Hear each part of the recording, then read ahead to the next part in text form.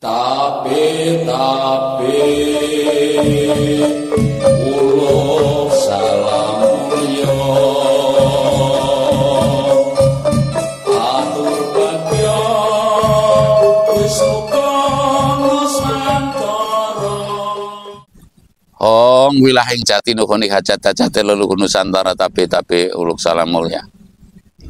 Perjalanan tentu ada sebuah pertemuan ya.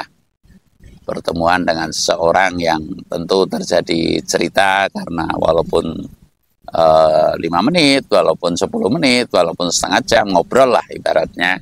Tentunya dalam perjalanan tentu dipertemukan dengan seseorang. Nah, dalam perjalanan saya kemarin dari Alas Purwo menuju ke Banten, tentunya ada beberapa yang ketemu dengan saya dan lalu beliau bertanya ke saya, seasli-aslinya, kalau pertimbangan para rakyat dan pejabat di Nusantara ini apa?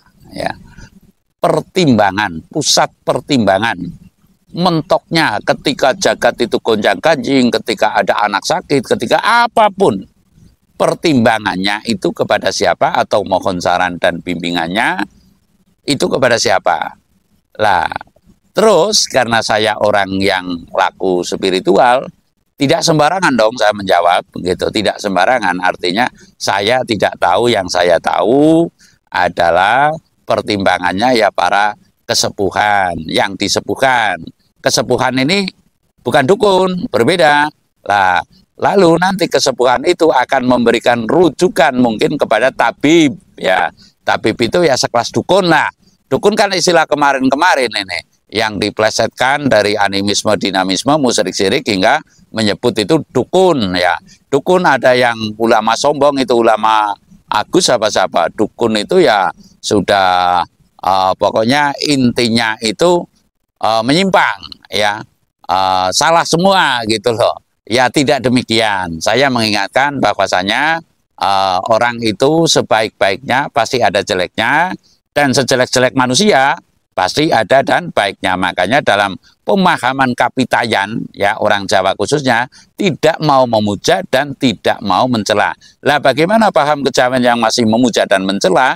Tentunya itu bukan kategori yang sempurna atau belum sempurna dalam kapitayannya. Kalau kapitayan sejati, niscaya enggan mencela dan enggan pula memuja ya, karena memuja dan mencela itu tidak lain hanyalah menghujat dirinya sendiri, melemahkan dirinya sendiri, karena kita sudah lalai dalam puja, lalai dalam cela.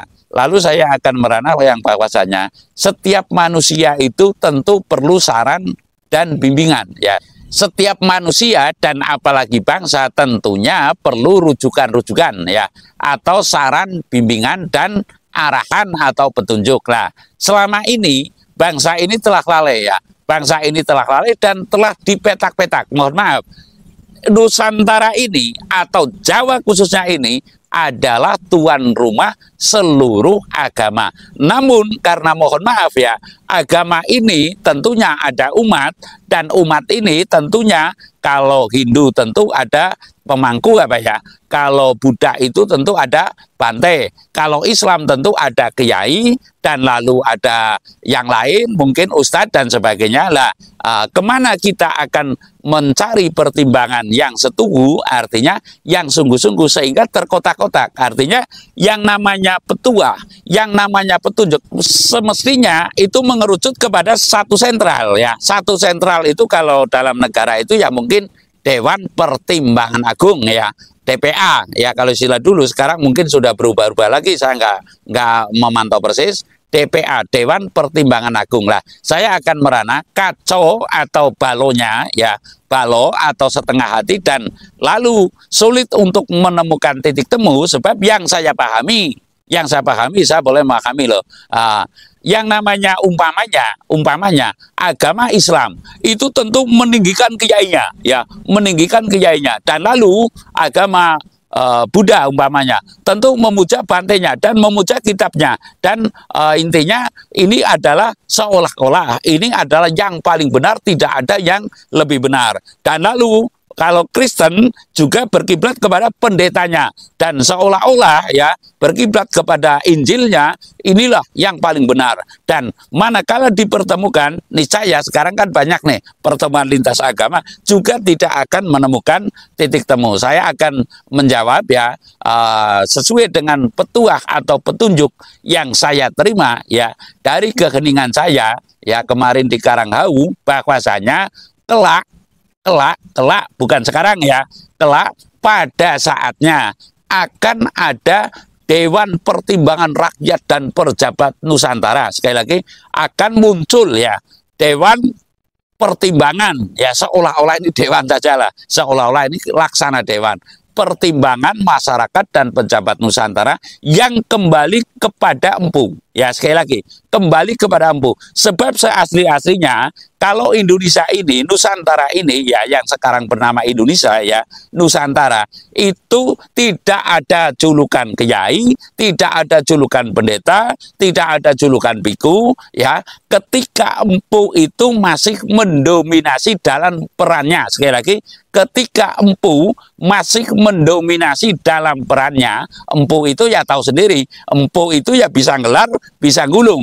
Mau mendirikan Singosari tentunya mesti memiliki empu gandring, sehingga merupakan induk pusaka, dan nanti empu-empu yang di bawahnya akan berfungsi dalam membuat pusaka ya, umpamanya demikian. Lalu empu sendok, lalu empu barada dan sebagainya. Lah inilah pertimbangan Nusantara yang sejati adalah sentralnya berpusat kepada empu. Dan nanti bukan saya menjelekkan agama, sama sekali tidak, namun nanti akan muncul empu zaman akhir ya. Sekali lagi, nanti akan muncul empu zaman akhir sebagai pusat pertimbangan masyarakat dan pejabat Nusantara. Lah, siapa empu zaman akhir? Saya sendiri tidak mengetahui ya. Mungkin nanti saya dianggap akan mengaku empu, enggak, sebab yang namanya orang kita pada diri kita sendiri ya. Kepala harus bisa jadi kepala, tangan harus bisa jadi tangan, kaki harus bisa jadi kaki. Lah, selama ini yang saya tahu, yang namanya kepala juga pingin jadi kaki ya, yang namanya kaki juga pingin jadi tangan, sehingga carut mawut ya, sudah mengaku satria umpamanya, lalu kepingin jadi brahmana dan